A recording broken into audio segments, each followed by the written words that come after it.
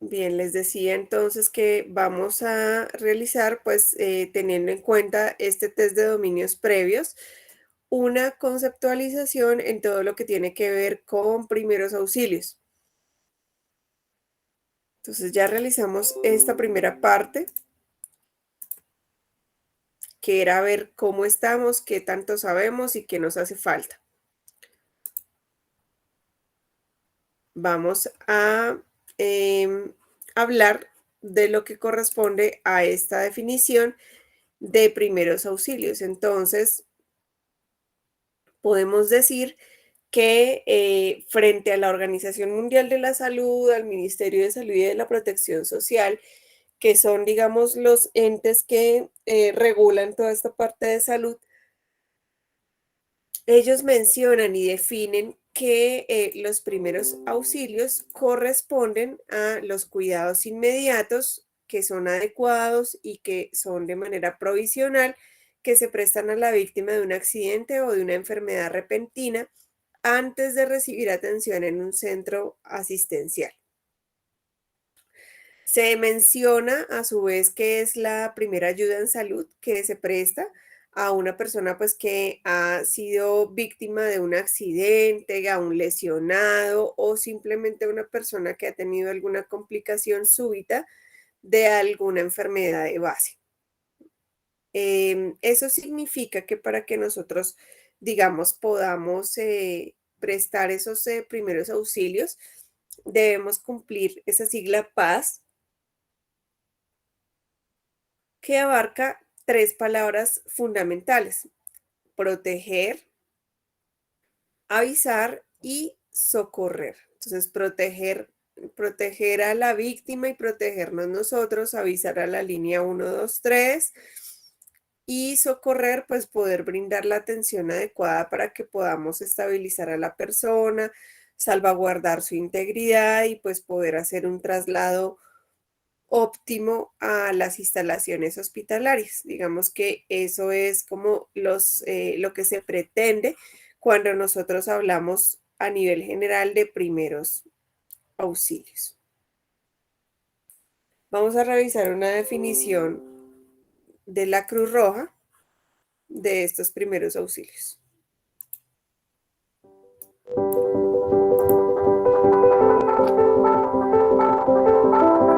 Los primeros auxilios son los cuidados adecuados y provisionales que se prestan a una persona que ha sufrido un accidente o la descompensación de una enfermedad antes de ser atendida en un centro asistencial. Los pasos para prestar un primer auxilio son: primero, proteger. ¿Qué significa esto? Asegurarse que el lugar sea seguro para la persona y el auxiliador. Segundo, avisar. Solicitar ayuda y llamar al número de emergencias 123 y organismos de socorro como la Cruz Roja, la Defensa Civil o los bomberos. Para socorrer es importante mantener la calma, utilizar guantes de látex y nunca dejar sola a la persona ni moverla a no ser que sea necesario, como en situaciones de peligro. Luego, brinda los primeros auxilios dependiendo de la situación. Para prevenir accidentes en el hogar, sigue los siguientes tips. Para evitar caídas, evita colocar objetos en los lugares por donde transitas. No utilices sillas para ganar altura y solicita ayuda. Para evitar el ahogamiento, nunca dejes sin vigilancia a los niños cerca de una piscina. Para evitar quemaduras y la electrocución, no permitas que los niños jueguen en la cocina mientras preparas alimentos. No toques ningún aparato eléctrico o cables eléctricos con los dedos mojados. No sobrecargues las extensiones con múltiples enchufes. Para evitar intoxicaciones, asegúrate de guardar los productos de limpieza y medicamentos en armarios cerrados bajo llave y a una altura fuera del alcance de los niños. Lávate las manos antes de manipular alimentos. Para evitar heridas, guarda cuidadosamente utensilios de cocina, herramientas y objetos cortantes o punzantes. Para evitar atragantamiento, Asegúrate de que los objetos pequeños estén almacenados lejos del alcance de los niños. Evita darles pedazos grandes de carne, verduras o frutos secos a niños y adultos mayores. La Cruz Roja Colombiana te invita a conocer los primeros auxilios y a prevenir accidentes en el hogar.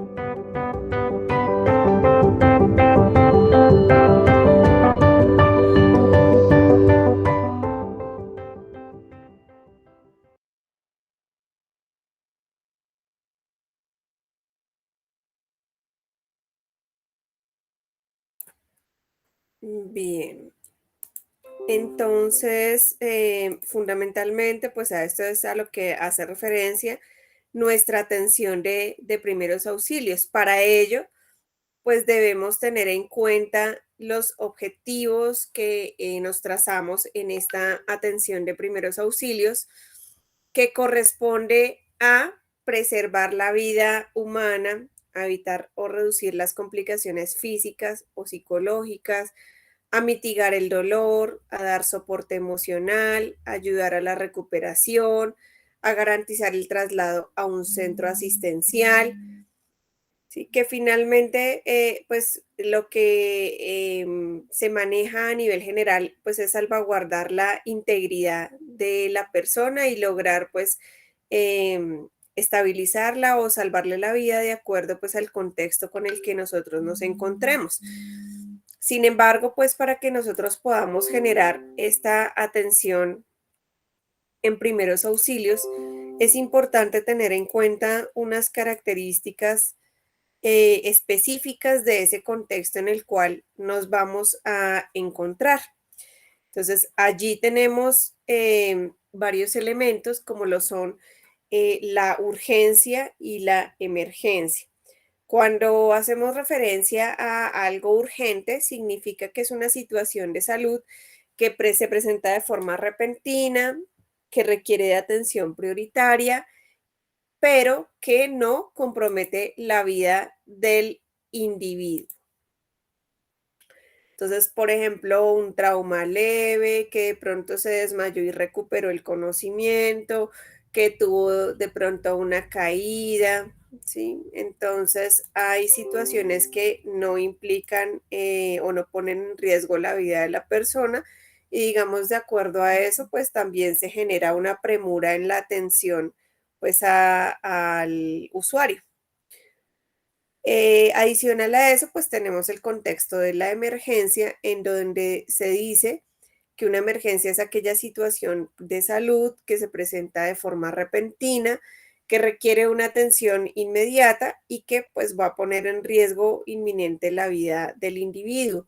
Entonces, en este momento sí necesitamos generar una reacción, desde luego a la mayor brevedad, porque la persona sí se puede morir y los minutos que utilicemos para, digamos, brindarle una ayuda o una atención son cruciales en la recuperación, pues, de ese usuario.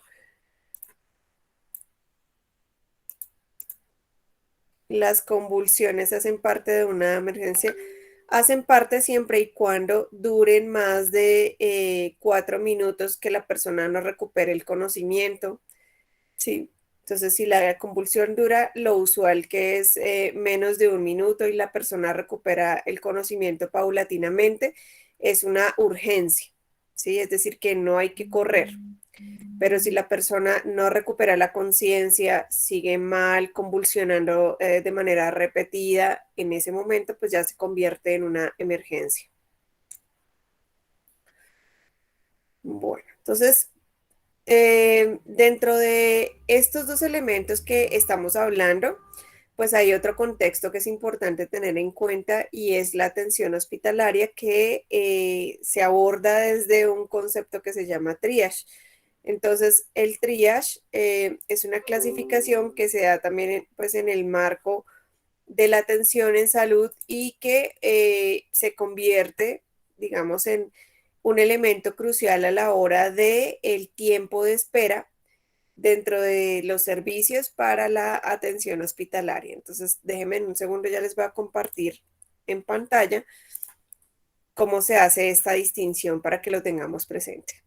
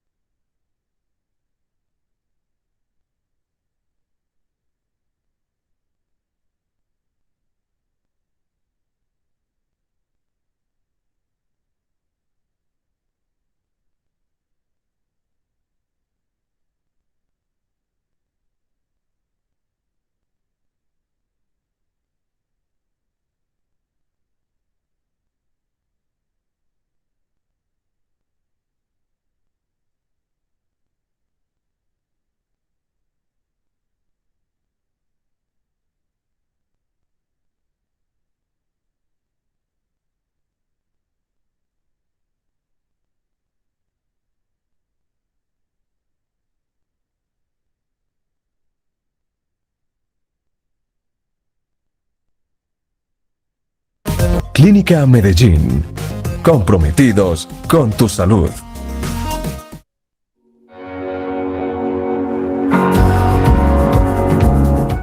Hola, mi nombre es Pablo Zambrano, yo soy el jefe del servicio de urgencias de la Clínica Medellín. Les quiero contar hoy cómo funciona nuestro servicio de urgencias. El servicio de urgencias de la Clínica Medellín es un servicio de alta complejidad. Esto quiere decir que está enfocado a pacientes con enfermedades graves que acuden todos los días a nuestra institución y que requieren de altas especialidades. Para garantizar la oportuna atención de estos pacientes, nosotros hacemos un proceso de selección y de clasificación de estos pacientes, desde el ingreso de ellos a la sala de espera. Buscamos con esto garantizar la oportunidad, de manera que los pacientes que están realmente graves, que requieren una atención en urgencias, pues entren primero que otros pacientes que no requieren esa atención. Para esto se creó un sistema de clasificación de pacientes que se llama triaje. Hola, mi nombre es Diana Zapata, soy enfermera coordinadora del Servicio de Urgencias de la Clínica Medellín. Hoy les voy a explicar sobre el proceso del triaje. Una vez el paciente ingresa a la clínica solicitando una atención para el servicio de urgencias, entonces toma un turno, se le hace un ingreso institucional al sistema con los datos básicos de identificación. Posteriormente la enfermera de triaje la llama al consultorio, un personal de profesionales de enfermería capacitado para realizar dicha función. Ellos valoran las constantes vitales del paciente, el cuadro clínico que presenta y dependiendo de eso establecen qué riesgo tiene el paciente para la vida en ese momento. Posteriormente hacen la priorización para el paso de atención a las salas. Bueno, una vez el paciente entra al consultorio de triaje y es evaluado por la enfermera, tenemos en cuenta algunas variables fisiológicas con el fin de asegurarnos que la clasificación sea correcta. Dentro de esas tenemos los signos vitales y los hallazgos clínicos del paciente. Los signos vitales están constituidos por la presión arterial, la frecuencia cardíaca, la frecuencia respiratoria, la pulsoximetría, que nos mide cómo está el oxígeno en la sangre, y en la escala de dolor.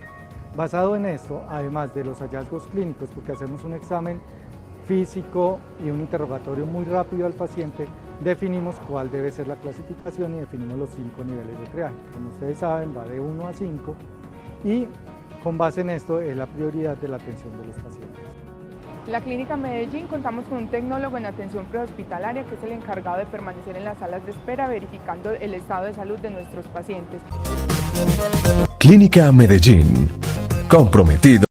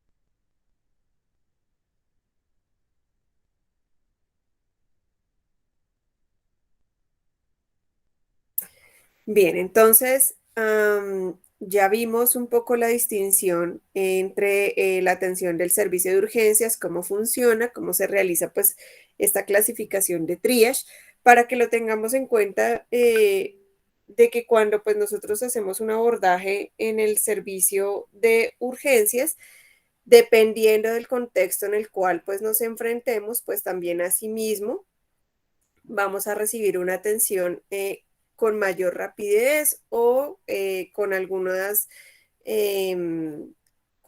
tiempos de espera de acuerdo al tipo de urgencia que tengamos. Bien, entonces vamos a continuar. Para que nosotros podamos brindar pues estos primeros auxilios a nivel de la norma colombiana, se conoce la persona que apoya, digamos, toda esta parte de atención al usuario como primer respondiente. Entonces, allí cualquier persona, digamos, cualquier ciudadano colombiano que sea testigo de un accidente dentro de la casa, en el barrio, en el lugar de trabajo, por la calle, en el bus, Transmilenio, en el colegio, si son niños, puedan esas personas, digamos, brindar una atención inicial y puedan activar el sistema de emergencia. Entonces, para que pues todas esas gestiones a la luz de la atención de primeros auxilios se puedan dar y sean oportunas, sean efectivas, la idea es que podamos recibir pues una capacitación y un entrenamiento adecuado para que podamos salvar pues la vida y la integridad de esa persona. ¿Cómo se hace, digamos, este proceso o cuáles serían, digamos, estas características que esa persona debería cumplir para llegar a feliz término, digamos, la atención inicial? Entonces, el contexto que debemos tener en cuenta es que contamos, digamos, con 10 minutos iniciales que son determinantes para el pronóstico del individuo que pues tiene una lesión, tiene un trauma o tiene, digamos, una condición de accidentalidad. Entonces, ¿por qué 10 minutos? Porque puede ser que la situación que haya tenido sea demasiado grave y las funciones vitales, que eso lo revisaremos pues en la siguiente clase, se ven seriamente afectadas, sobre todo lo que corresponde a los órganos blancos, que son cerebro, corazón, pulmón, riñón, hígado, se ven seriamente afectadas pasados los 10 minutos cuando yo tengo una persona pues que no responde ante ningún signo vital, que no respira, que no tiene pulso, ¿sí? Entonces, si yo sé cómo debo actuar ante esa circunstancia, aparte pues de notificar al sistema de emergencia, seguramente voy a generar un granito de arena positivo para salvarle la vida. Entonces, ¿qué características debemos tener para que, digamos, podamos desarrollar ese rol de la mejor manera? Entonces, pues lo primero es el deseo de ayudar, que realmente sea voluntario, conservar la calma. Entonces, nosotros debemos mantener una postura de seguridad, de tranquilidad. Eso no significa que sea una persona pasiva y que no actúe, simplemente que pueda tener la serenidad para pensar y decidir de manera rápida cuáles son las acciones de acuerdo a lo que vea. Generar un entorno seguro. Entonces, esto también es súper importante. ¿Por qué? Porque cuando yo brindo atención de primeros auxilios, pues tengo que salvaguardar mi integridad primero, ¿sí? Dependiendo del contexto, del lugar en el cual se genere la situación de emergencia, pues yo debo revisar si es pertinente o no es pertinente que yo haga el ingreso, si es un incendio, si es una inundación, digamos, situaciones catastróficas en donde yo no posea elementos de protección, pues seguramente va a ser muy difícil que yo pueda realizar un abordaje y pueda apoyar. Distinto si pertenezco a un organismo como los bomberos, como la defensa civil, que ya de antemano, pues ellos tienen unos elementos de protección que van de alguna manera a prevenir que pues estas personas tengan complicaciones para su propia salud y pues terminen peor que el lesionado. También debo activar la línea de emergencias y para ello pues debo conocer cuál es el protocolo o cuál es el procedimiento, digamos, para llevar a cabalidad este paso y debo contar con el entrenamiento adecuado.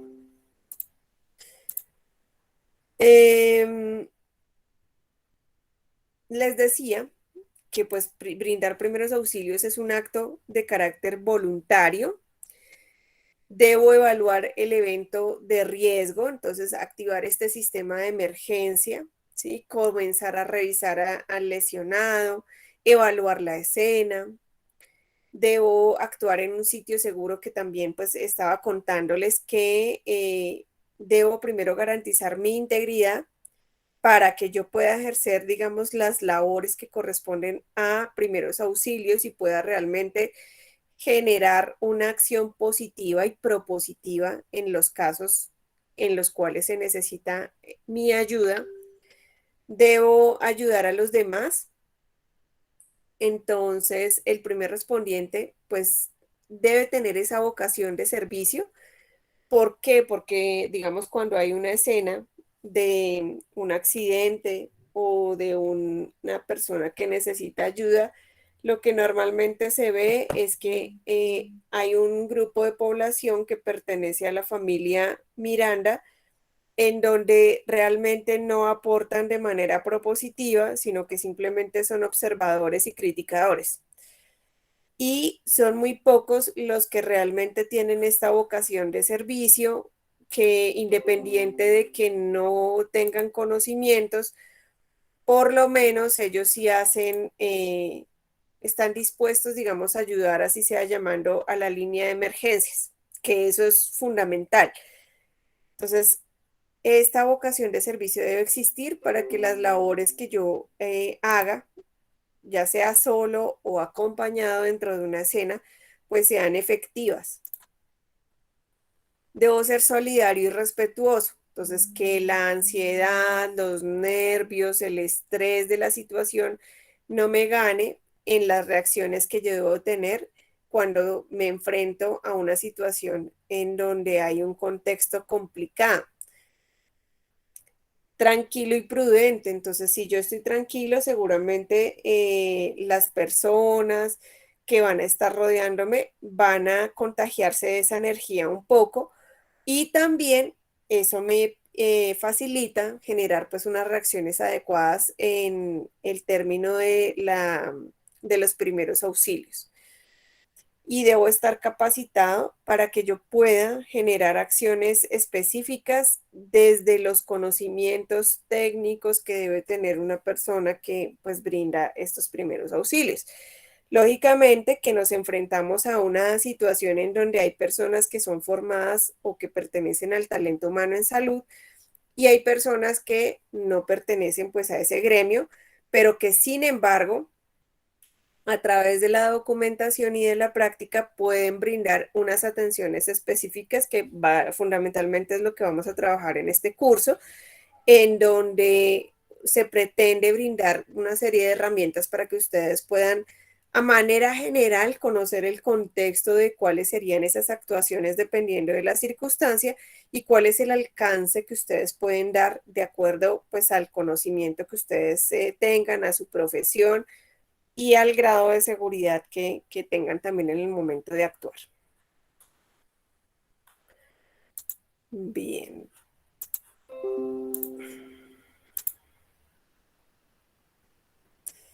Resulta que cuando nosotros pertenecemos, digamos, a estos equipos de primeros auxilios, ¿sí? O recibimos una capacitación de primeros auxilios y nos certificamos, nosotros de antemano ya tenemos una responsabilidad con la parte de la Constitución Política y con el Código Penal. ¿Por qué? Porque resulta que existe en ese Código Penal un artículo que es el 131, que se llama la omisión de socorro.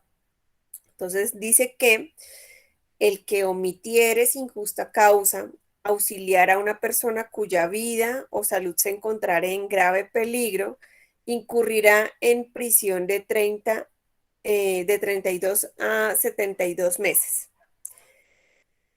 ¿Esto qué significa? Entonces, las personas que están capacitadas y que pasan por el lado y no hacen nada, ¿sí? Entonces, que omiten, que no son solidarios, que aún conociendo no hacen absolutamente nada dentro del eslabón de la cadena de supervivencia. Entonces, esa cadena de supervivencia va desde algo tan básico como es la activación del sistema de emergencias, o sea, la línea 123, hasta el contacto con la víctima y las atenciones específicas de primeros auxilios. Entonces, esa responsabilidad llega hasta donde su seguridad le permita hacer intervención con el usuario. Es decir, usted se capacitó en primeros auxilios, se enfrentó a la escena, pero resulta que usted se bloqueó, no se sintió seguro o segura, pero usted sabe la cadena de supervivencia y sabe que de las cosas más importantes es llamar pues a la línea de emergencias, preguntarle el nombre a la víctima, revisar por lo menos lo básico, ¿sí? Si está consciente, si respira, si no respira, todas esas cosas digamos que son de cuidado básico.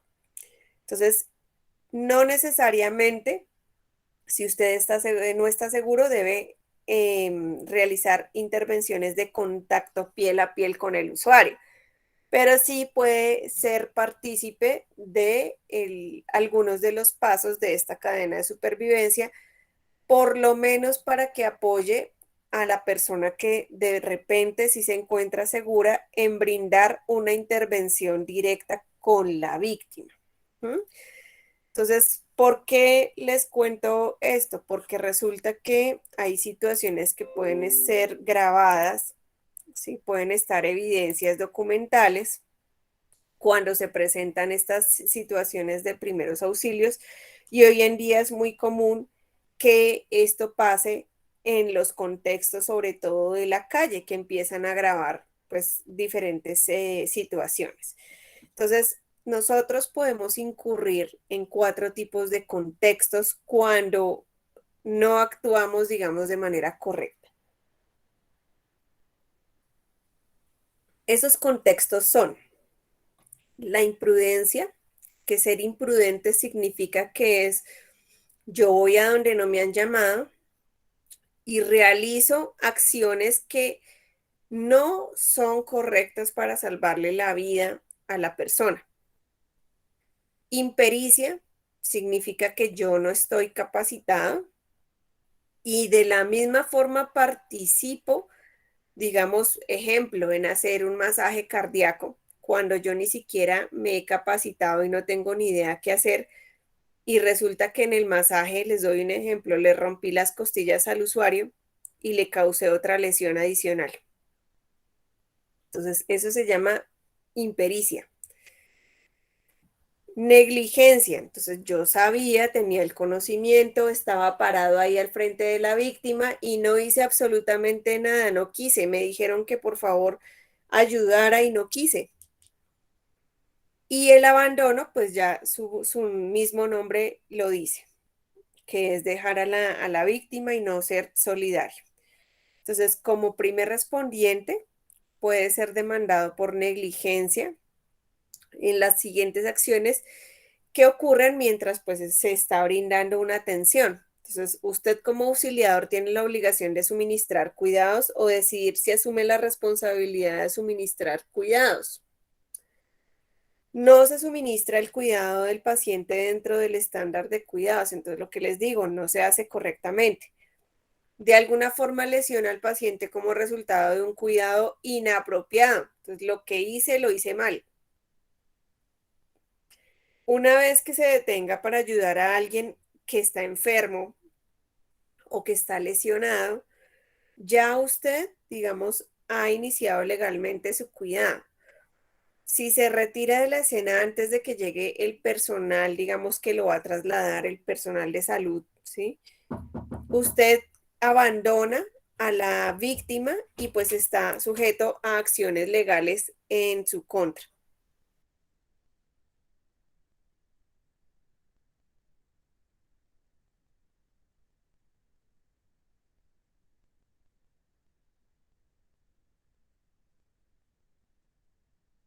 Me-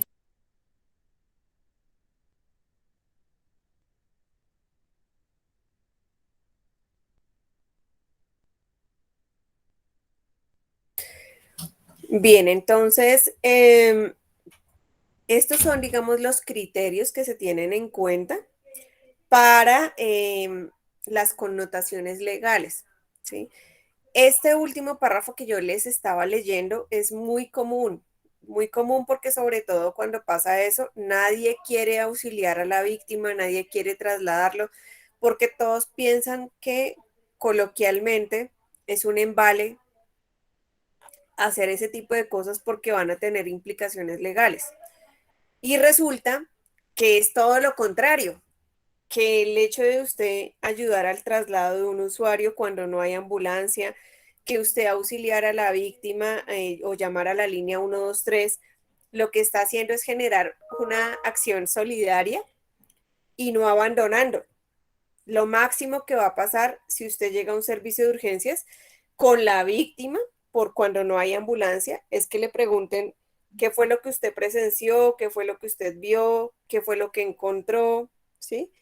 Pero desde ninguna manera va a ser culpado siempre y cuando, pues obviamente usted no haga ninguna maniobra inadecuada con esa víctima y pues no la haya lesionado.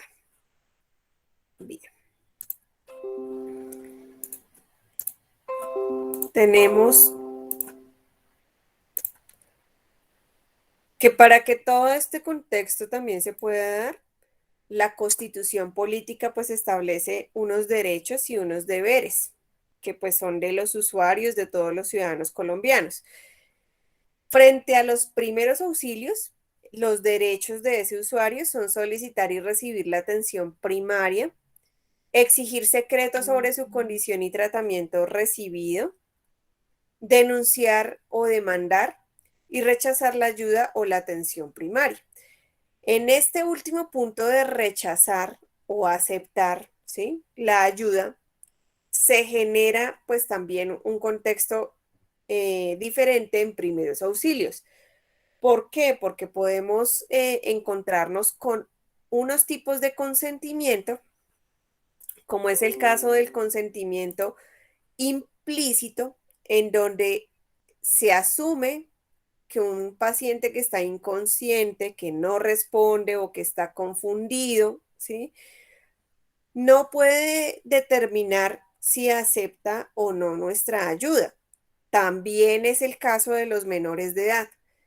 Por lo que nosotros, digamos, en ese conocimiento, en ese consentimiento, perdón, implícito, generamos acciones directas para salvaguardarle la integridad a la persona sin necesidad de preguntarle, porque pues no nos va a responder nada.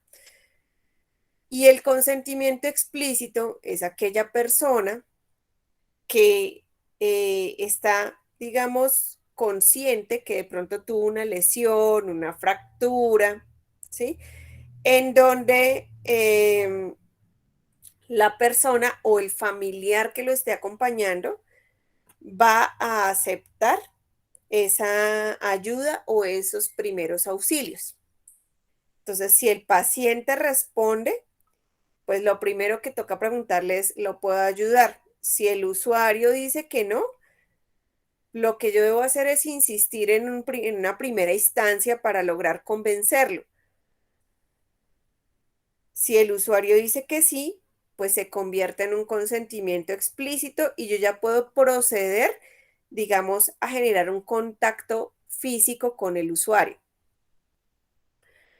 Ahora bien, si el paciente no responde, como les decía, está el consentimiento implícito e inmediatamente pues yo voy a proceder con las acciones de primeros auxilios.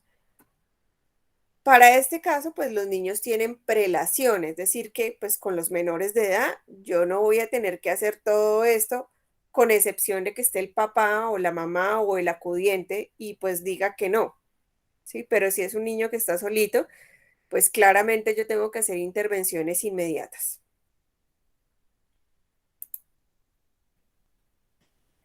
Parte de esas intervenciones que se generan a la luz de la atención de los primeros auxilios, como algunos de ustedes señalaban en el quiz que se hizo inicialmente, es la activación del sistema de emergencias. Entonces resulta que el SEM, que es la sigla, es un modelo general integrado que busca responder de manera oportuna, rápida, a quienes requieran de una atención médica de urgencias y a quienes estén pues en lugares públicos o en lugares privados, y esto es amparado por la resolución 926 del año 2017. Como es una norma, ¿sí?, tiene unos componentes que están declarados en el artículo 11. Entonces, estos componentes son operativos, o sea, es el manejo que se le da, digamos, a este sistema de emergencias a nivel interno. Entonces, llega la llamada, que es el primer paso, notificación y acceso al sistema. Internamente se hace una coordinación y una gestión de todas las solicitudes que llegan de una atención de urgencias. Luego viene una atención prehospitalaria y el traslado del paciente, o sea, mandaron a la ambulancia.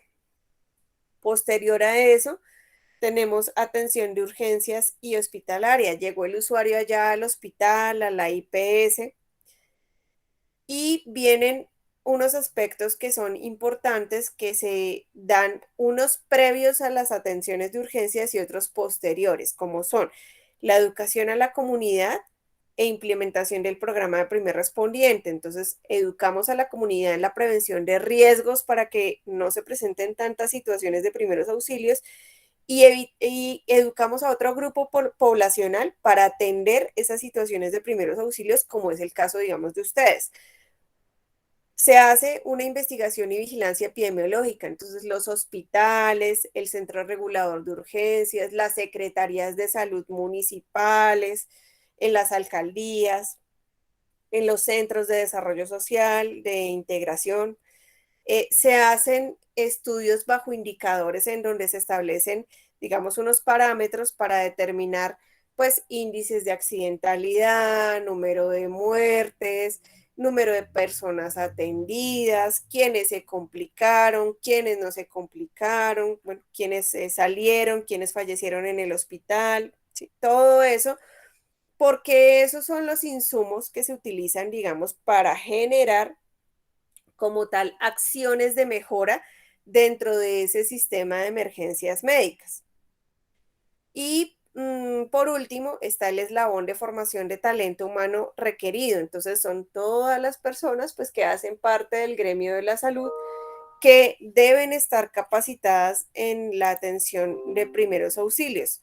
¿Por qué? Porque resulta que el hecho de que uno sea profesional del área de la salud, llámese auxiliar de enfermería, llámese camillero, enfermera profesional, médico, bacteriólogo, bueno, todas las profesiones, digamos, de la rama de la salud, no garantiza que usted cumpla las características de primer respondiente y que tenga, digamos, a su alcance todas las actuaciones de primeros auxilios, ¿sí? Entonces, debe ser capacitado, debe recibir el mismo curso y pues debe ser certificado con la finalidad de que pueda, pues, digamos, hacer ese papel de primer respondiente.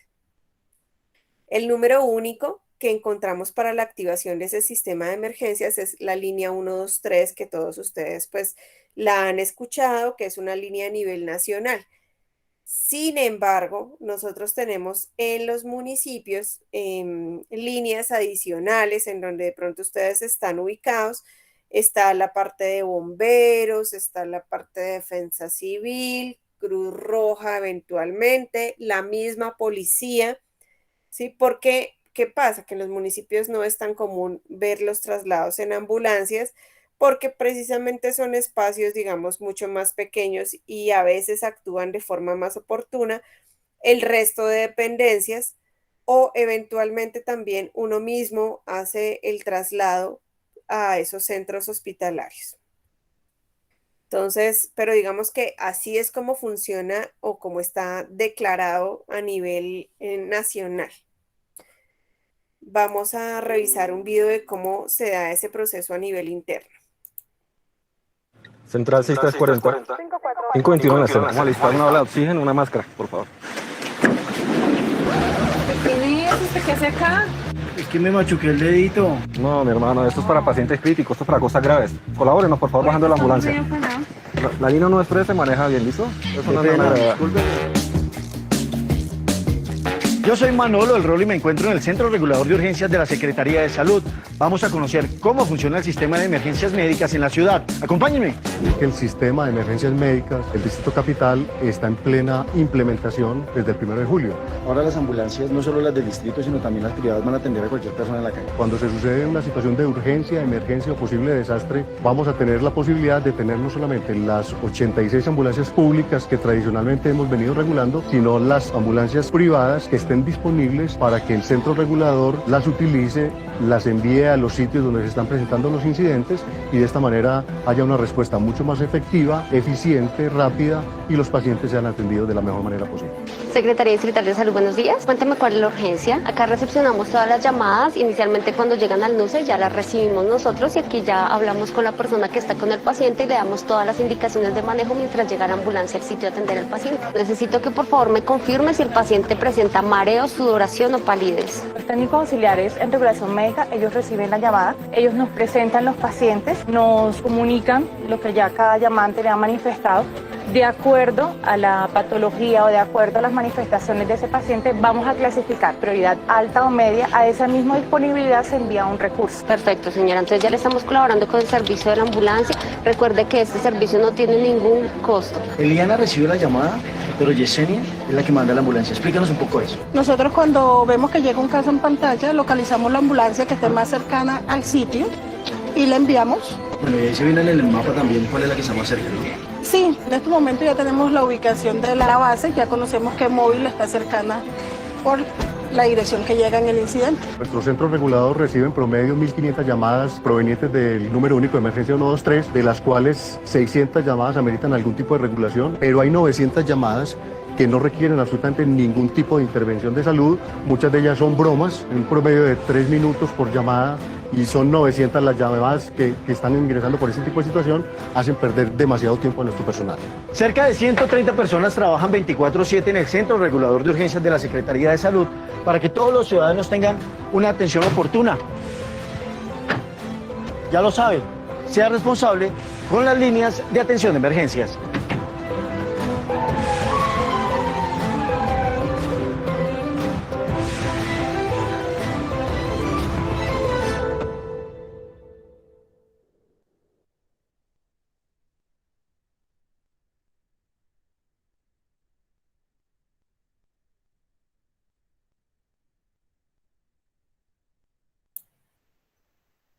Bien, entonces ya vimos un poco de la dinámica de cómo funciona pues esta activación del sistema de emergencias.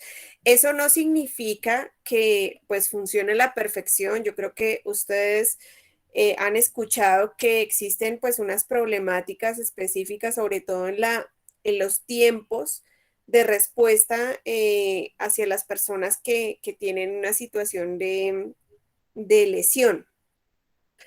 ¿Por qué? Porque pues no hay suficientes ambulancias, porque también hay muchas bromas, porque los desplazamientos en Bogotá no necesariamente son menores a 10 minutos. Hay muchos desplazamientos que por el tráfico y el contexto se demoran más.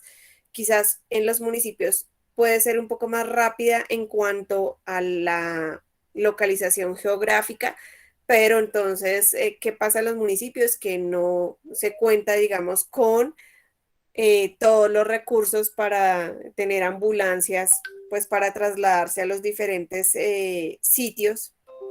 Entonces, son varias cosas, digamos, que suceden en el marco de esta atención de primeros auxilios y del sistema de emergencias médicas. Para que podamos proveer la parte de suministros y materiales, ¿sí? Es necesario, digamos, contar con algo que se llama el botiquín de primer respondiente. Se llama así porque pues es una serie de elementos de los que se debe dotar unos espacios o unos equipos específicos con la finalidad pues de tener al alcance estos insumos médico-quirúrgicos para brindar una atención pues a la víctima, ¿sí? Estos elementos deben organizarse de acuerdo a una normatividad y sobre todo pues están concentrados en multinacionales o en empresas grandes, ¿sí? En entidades públicas, entidades hospitalarias, educativas, en donde, digamos, se tienen unos requerimientos específicos por el número de trabajadores para contar con un área, ejemplo, de enfermería o para contar con extintores, botiquines, las camillas de transporte, ¿sí? Pero eso no todas las empresas pues están obligadas, las MIPIMES, digamos que son las pequeñas y medianas empresas, no todas están obligadas a tener este tipo de elementos porque no en todos los contextos productivos pues se presentan situaciones, digamos, de primeros auxilios. También este tipo de elementos o de equipos como lo son los botiquines están directamente relacionados con actividades de prestación de servicios como lo son la defensa civil, las brigadas de emergencia de empresas grandes, la Cruz Roja y los hospitales como tal, pues que tienen sus botiquines en las ambulancias y ya el resto de elementos pues hacen parte de los servicios de urgencias. Entonces, las normas que hay aquí en Colombia declaran una serie de elementos como un contexto básico para esa atención inicial de los usuarios. Entonces, lo que nosotros deberíamos tener, digamos, las personas que nos encontramos en casa, ¿sí? Es un botiquín básico para poder brindar atención o control inicial de lo que pueda pasar dentro de nuestro hogar. Ejemplo, una caída, una herida, ¿sí? Una lesión, digamos, de carácter mínimo. Entonces, para ello se recomienda tener antisépticos y soluciones tales como el isodine espuma, el isodine solución, el alcohol al 70%, que es el que está de moda en este momento por el tema de la pandemia. Y también eventualmente podemos tener solución salina, que es el cloruro de sodio o el suero que nosotros hemos visto cuando hemos acudido a los servicios de emergencias o de pronto nos lo han colocado. ¿Qué material de curación de manera básica podríamos tener también en nuestras casas? Que incluso en el carro algunos botiquines están provistos de esto. Las vendas, gasas, algodón laminado, tijeras, esparadrapo, micropor, agua estéril, no es agua de la llave, sino que es un agua especial, digamos que está sometida a un proceso de desinfección y de remoción total de microorganismos. Tenemos también gel antibacterial, tenemos lo que corresponde a guantes, que también es un elemento primordial que previene el contagio y el riesgo de infección cruzada, ¿sí? Cruzada es que tanto la persona que le pasó o que tuvo la lesión me puede contagiar de, como yo que soy auxiliador lo puedo contagiar de. O lo puedo infectar. Infectar no necesariamente hablo de VIH o de hepatitis B, sino simplemente de que de repente yo no me bañé las manos, pasé por miles de sitios y voy a intervenir a la persona con una herida, con un elemento abierto a nivel orgánico y le genero pues un proceso infeccioso porque yo no tuve las medidas de higienización. Bajalenguas, la mascarilla desechable que hoy por hoy se ha convertido en un elemento de trabajo fundamental dado el tema de la pandemia y pues prácticamente ya se convirtió en un insumo quirúrgico del diario vivir para toda la población.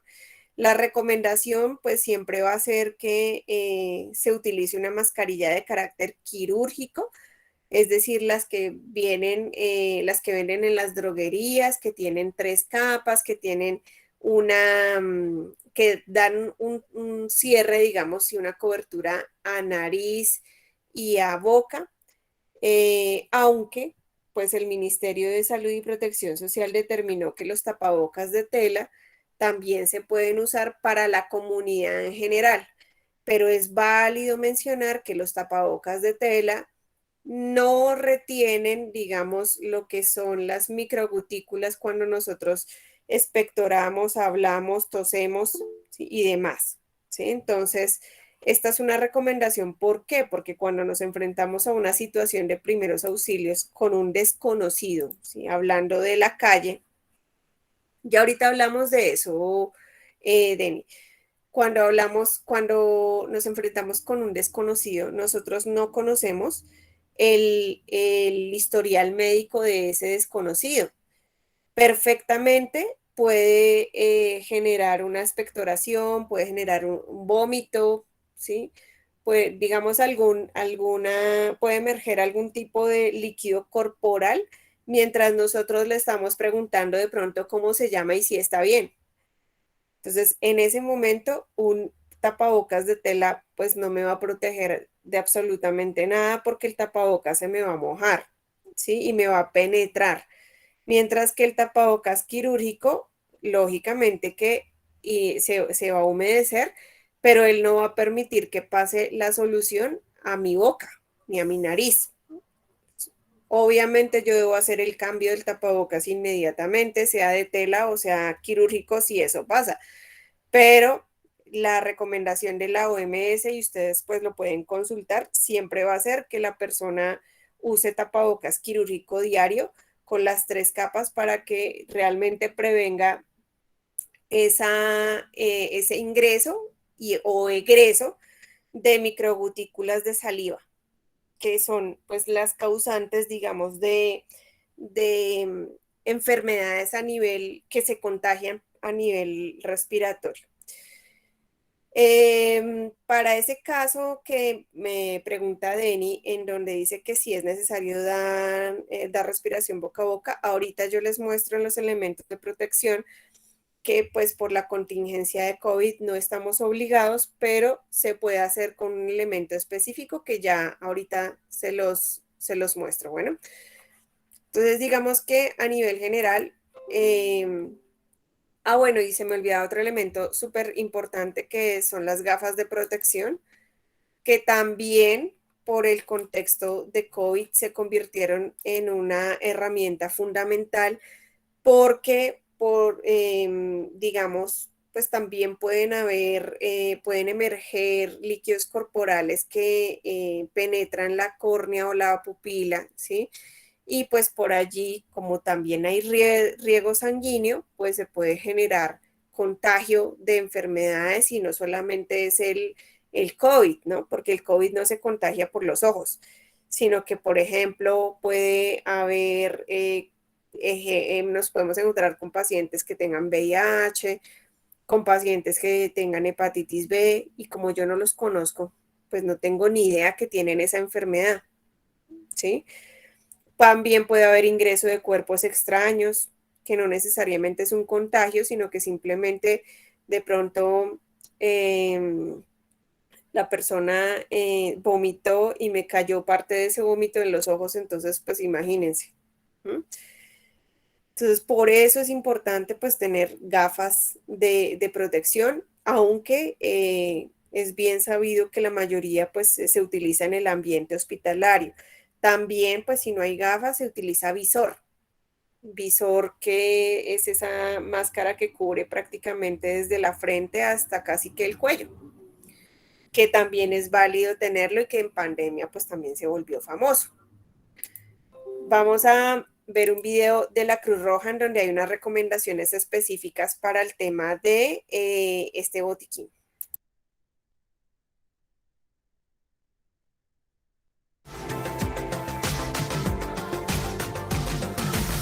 Cuando hablamos de botiquín, simplemente nos estamos refiriendo a un elemento que contiene en su interior algunos insumos, material instrumental y material de curación que nos van a ser supremamente útiles en nuestros hogares porque no sabemos en qué momento pueda ocurrir una eventualidad. ¿Cuáles elementos tenemos básicos? Empecemos a hablar acerca de un apósito. Te sirven para detener hemorragias, indispensables. Te sirven para cubrir heridas. Te sirven para hacer curaciones y entre otros usos. ¿Qué tal una venda triangular? Tiene muchas utilidades. Desde colocar en la parte posterior de una persona que está convulsionando para que no se golpee la cabeza. Me pueden servir para inmovilizar a una persona en caso tal que quizás se haya caído y se haya luxado el hombro. Me sirve para cubrir a una persona si tiene frío. Un micropore. Puedes coger con el micropore, armar unas maripositas que es doblar el micropore de tal manera que lo puedas utilizar para afrontar bordes de herida y que de esta manera se pueda empezar ese proceso de cicatrización de manera más adecuada. Una bolsita de solución salina o de agua estéril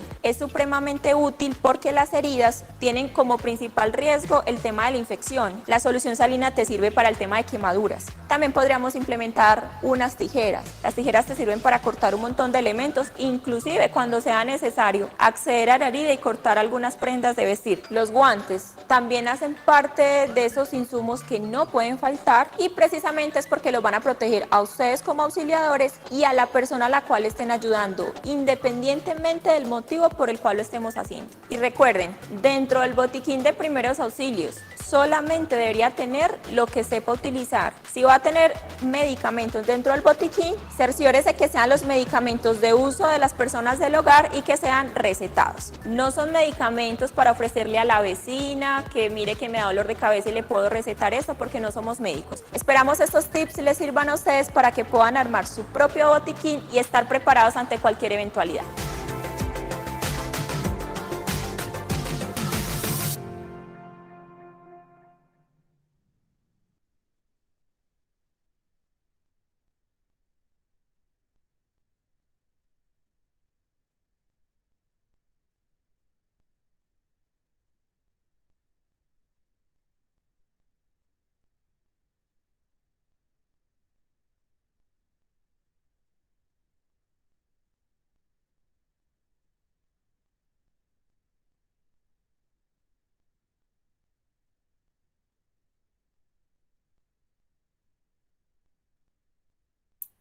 Bien, entonces, frente a esos botiquines de los que estamos hablando, pues nos encontramos con algunos diseños de acuerdo también al sitio o al lugar en donde estén ubicados y a la organización a la que pertenezcamos. En casa, seguramente vamos a tener un botiquín fijo, ¿sí? Puede ser en un mueble, puede ser en un cajón, ¿cierto? O podemos tener digamos, un objeto como este con una puerta de vidrio en donde coloquemos a manera de estantería los elementos de los que vamos a hacer uso en caso de requerirlos. Estos botiquines fijos también los encontramos en Defensa Civil, Cruz Roja, brigadas, empresas sobre todo. En el SENA también los encontramos, ¿sí? Para poder brindar atención oportuna. Sin embargo, pues existen los botiquines móviles que, como su nombre lo dice, pues facilitan el traslado o el desplazamiento del mismo botiquín y de los elementos en una tula, en una maleta, en canguros. Y estas personas pues se distinguen por los chalecos que también cuentan con bolsillos específicos y digamos que allí también se pueden guardar algunos elementos de trabajo o de atención inicial para los primeros auxilios. Estos botiquines móviles pues son usados más por personal especializado o que trabaja en esas áreas o que en las empresas hacen parte de la brigada como tal.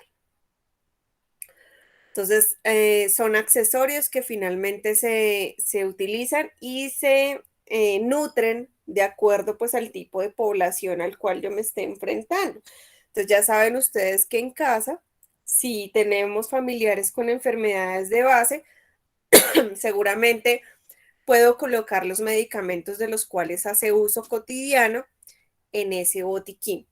Si no, pues no se debe tener, digamos, medicamentos a la mano, con excepción, por ejemplo, del acetaminofén, que es un medicamento básico que digamos que tomado a las dosis correctas, pues no va a generar ningún tipo de daño a la persona, sí que son analgésicos.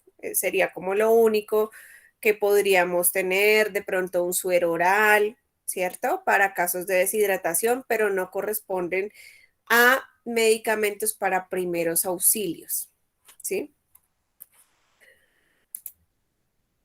Bien, entonces preguntaba a alguno de ustedes que cómo era el tema, digamos, de respiración boca a boca.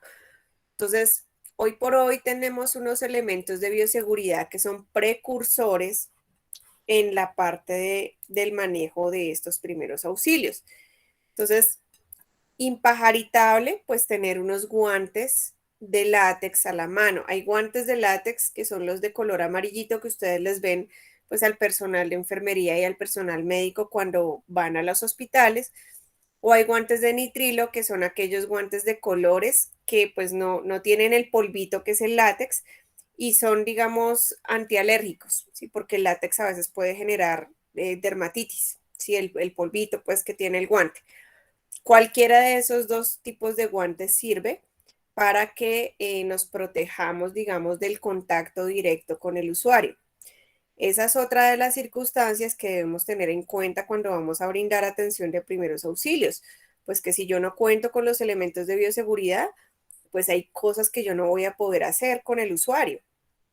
Hay cosas que sí puedo hacer, como de pronto tocarlo, palparlo, escuchar, ¿sí? Pero si yo veo que ya es una herida abierta, algo que está emergiendo, sangre, vertimientos, líquidos corporales, y yo no tengo guantes, pues obviamente yo no puedo generar una intervención donde mi bioseguridad no está, digamos, salvaguardada. Entonces, en lo primero son los guantes. Sugerencias, pues siempre que tengan en su maletín o en sus bolsos para las mujeres, un parecito de guantes, porque pues uno no sabe con qué situación se pueda encontrar. El tapabocas, que ya pues les conté cuáles serían las especificaciones a nivel hospitalario. También está el N95, que yo creo que ustedes también escucharon esa propaganda, que es un tapabocas un poco más grueso y que se puede utilizar por un lapso de 8 días. El tapabocas quirúrgico, que es el de color blanco o el de color azulito con blanco, que es el de 3 capas, que es quirúrgico, tiene una duración de un día, o sea, cada día se debe hacer un cambio. Y pues el tapabocas de tela, que es el otro tapabocas que el ministerio autorizó, se debe realizar el lavado diario de ese tapabocas también, con agua y jabón. Las gafas o el visor, que es otro elemento a utilizar. El gorro y eso pues ya son elementos para el área hospitalaria, o sea, lo que es gorro, bata, ¿sí? Y aparece al lado del corazoncito de color naranja una máscara de insuflación. Entonces, la máscara de insuflación es lo que el Ministerio de Salud y Protección Social en este momento aprueba para dar la respiración, digamos, boca a boca. Anteriormente, o sea, les hablo hasta marzo, digamos, del año 2020, teníamos como especie de, imagínense como una toallita pequeña, que en el centro tenía un filtro y ese filtro era el que yo le colocaba en la boca al usuario y con eso yo podía, digamos, acercar mi boca a la boca del usuario y poder brindar esa respiración boca a boca. Pero pues a raíz del COVID-19 y del medio de contagio, que ya pues también ustedes, yo sé que todos saben que entra por la vía respiratoria y que es lo que más afecta, ¿sí? Se determinó que la única manera en la cual yo puedo brindar esa respiración boca a boca de manera segura o de forma segura es utilizando esa mascarilla de insuflación. Lógicamente que es, digamos que un elemento casi que obligatorio para el personal que hace parte del gremio de la salud. O sea, quienes tengan esta mascarilla van a poder hacerlo. Para la ciudadanía en general, como es posible que sean, digamos, ustedes que no pertenecen a esta área hospitalaria y que lógicamente no hacen parte del talento humano en salud, pues no están obligados ni a comprarla, ni a utilizarla, ni nada de eso, ¿sí? Porque son elementos o dispositivos pues costosos y que no son de uso, digamos, común. Entonces, las ventajas de esa mascarilla de insuflación es que no permite que haya paso ni de líquidos corporales, ni, digamos, de todo lo que tiene que ver con la expiración del usuario, ¿sí? Entonces, no le va a pasar, digamos, absolutamente nada, no se va a devolver y pues obviamente no se va a contagiar de COVID-19, que es lo que se pretende, digamos, prevenir con el uso de este tipo de mascarilla. ¿Mm? Entonces, ¿eso qué significa? Que pues hoy por hoy en primeros auxilios, quien no tenga esa mascarilla no está obligado a generar pues esa respiración boca a boca. Solamente pues hacer el masaje cardíaco, que lo veremos en su momento, o la reanimación cardíaca, siempre y cuando pues posea los conocimientos y considere que pues está seguro o segura para poder brindar ese masaje cardíaco. Entonces, todo esto que yo les estoy contando no sería posible, digamos, sin que yo utilice un elemento primordial de bioseguridad. Entonces, cuando yo voy a brindar una atención de primeros auxilios, lo primero que debo generar, pues, es un lavado de manos. Claramente, si yo estoy en la calle, pues lavado de manos difícil. Entonces, ¿qué se puede hacer? Normalmente se sugiere una higienización de manos con el gel antibacterial o en su defecto, pues con el alcohol.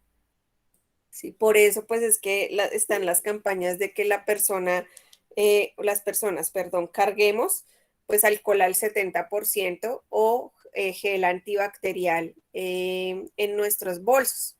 ¿Sí? Porque pues no sabemos, digamos, con lo que estamos teniendo contacto, si hablamos de superficies a la hora de la prevención y si hablamos de primeros auxilios, pues también obviamente debemos generar un cuidado adecuado a la otra persona, ¿sí? Debemos por lo menos hacer que esos microorganismos que nosotros tenemos en las manos queden, como llamaría uno, dormiditos provisionalmente mientras yo le puedo brindar esos primeros auxilios a la persona, ¿sí? ¿Qué es lo que hace el gel antibacterial y el alcohol? Ellos son bacteriostáticos. Bacteriostáticos significa que pues apaciguan, duermen, digamos, esos microorganismos momentáneamente para que no tengan un efecto infeccioso, ¿sí? Por eso el lavado de manos nunca se va a poder sustituir con los geles o con los alcoholes, ¿sí? Porque el lavado de manos sí remueve todos esos microorganismos que en algún momento pueden ser causantes de una infección. Acuérdense que la infección a uno no se le desarrolla en el momento. Cuando uno se infecta una herida, cuando uno se infecta, digamos, a nivel orgánico, eso se viene presentando más o menos al tercer día. Entonces, eso no se va a detectar en el momento, sino que va a aparecer luego de que usted haya hecho la intervención o de que la hayan hecho con usted. ¿Listo? Entonces, la Organización Mundial de la Salud declara o determina la manera correcta para lavarse las manos. Esa manera correcta implica un tiempo de duración entre 40 y 60 segundos y tiene 11 pasos que están declarados aquí en la imagen que ustedes están observando en este momento. Entonces, menciona que lo primero que hay que hacer, pues, es humedecerse, abrir el grifo, humedecerse las manos, aplicar el jabón, hacer un masaje palma a palma, palma a dorso, palma con palma, hacer el frotamiento, digamos, de los dedos, hacer el frotamiento especialmente del pulgar, luego lavar la parte de las uñas, enjuagar, el secado que debe ser con toalla desechable cuando nos encontramos fuera de nuestra casa. También encontramos, bueno, el cierre de la llave y por último, pues tenemos nuestras manos ya seguras para poder brindar una atención a nuestros usuarios que sean víctimas, pues, de una situación que requieran los primeros auxilios. Entonces, vamos a ver un video que nos ilustra un poco mejor cómo debemos hacer, pues, este lavado de manos. Entonces, denme un momento, ya comparto pantalla con el video.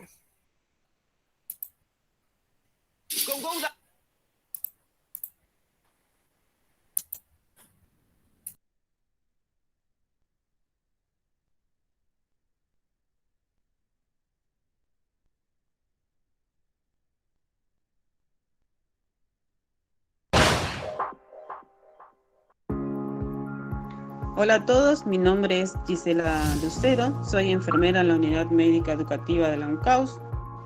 En este video haremos la demostración de la técnica de lavado de manos. Es importante destacar, ¿sí?, que las manos deben estar libres de anillos, pulseras, relojes, además de mantener las uñas cortas. La OMS recomienda que el lavado de manos con un solo jabón debe durar entre 40 y 60 segundos el procedimiento. Son importantes respetar, ¿sí?, los 11 pasos para que nuestras manos queden limpias. Lo primero que vamos a hacer es abrir el grifo y regular el agua. En el paso 0 vamos a humedecer nuestras manos. El paso número 1, aplicar el jabón suficiente en las superficies de la mano como para producir espuma. En el paso número 2, frotamos las palmas de las manos entre sí, cubrimos en su totalidad. En el paso número 3, frotamos la palma de la mano derecha sobre el dorso de la mano izquierda, entrelazando los dedos y viceversa. En el paso número 4 vamos a frotar las palmas de las manos entre sí con los dedos entrelazados. En el paso número 5, frótese el dorso de los dedos de la mano contra la palma de la mano opuesta, manteniendo los dedos unidos. En el paso número 6, rodeando el pulgar izquierdo con la palma de la mano derecha, frotar con movimiento de rotación y viceversa, de manera de cubrir en su totalidad el dedo. En el paso número 7, ¿sí?, vamos a frotar la punta de los dedos de la mano derecha contra la palma de la mano izquierda, haciendo movimientos de rotación. Hacemos lo mismo con la otra mano. En el paso número 8 vamos a enjuagar.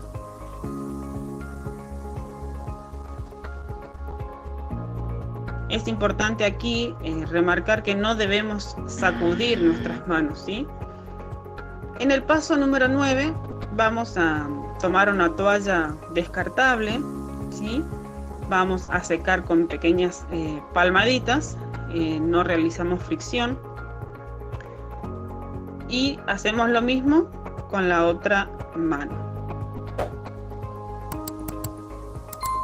Antes de descartar, lo que hacemos en el paso número 10 es utilizar la misma toalla para poder cerrar el grifo. Y en el paso número 11 podemos decir que nuestras manos están seguras.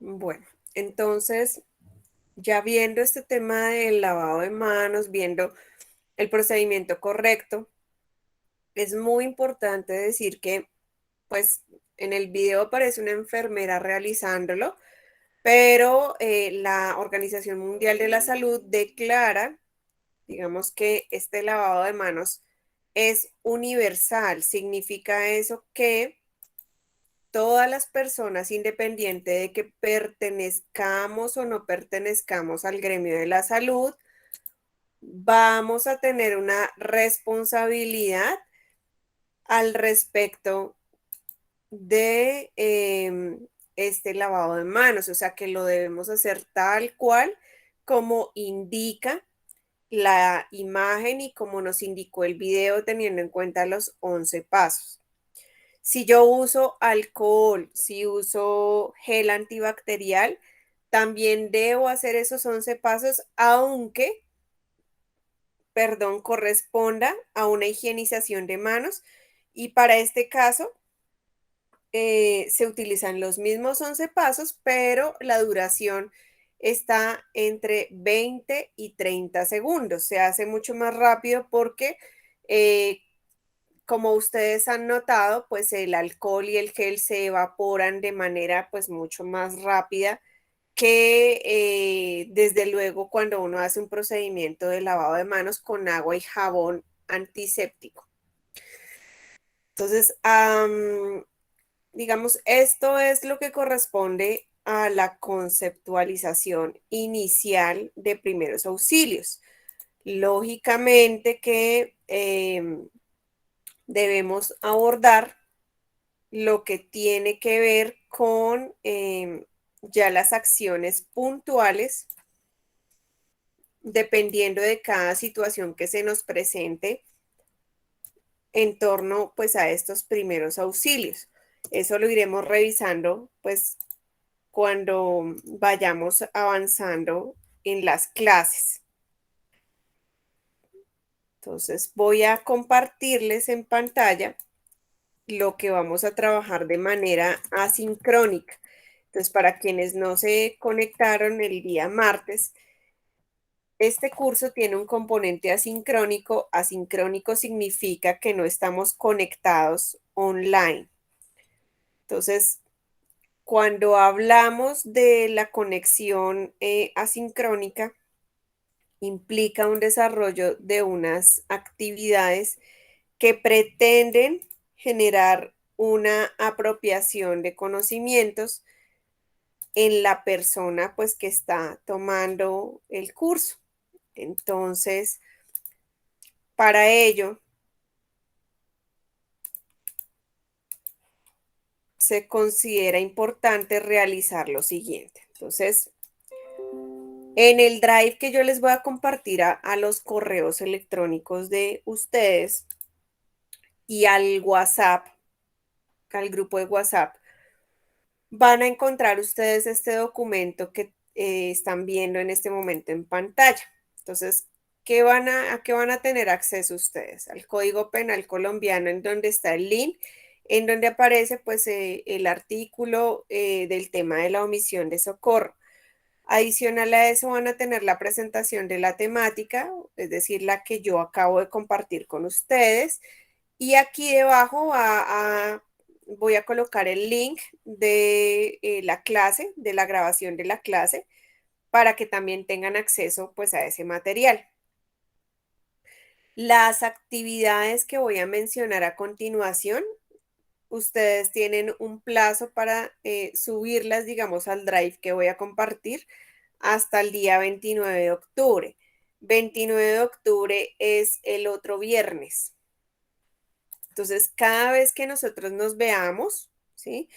Normalmente de ahí se va a derivar unas tareitas. Entonces, esto como recomendación muy respetuosa para que no se dejen colgar con esa realización de las tareas porque, digamos, la evaluación del curso implica pues asistencia, cumplimiento pues en las tareas que hay que realizar con respecto pues a esta parte asincrónica. Entonces, la primera actividad que ustedes deben desarrollar corresponde a un mapa mental de primeros auxilios, en donde resalte la labor del primer respondiente, las características, el sistema de emergencias médicas, los componentes, los participantes, el botiquín, el uso de elementos de protección personal y la importancia de la bioseguridad.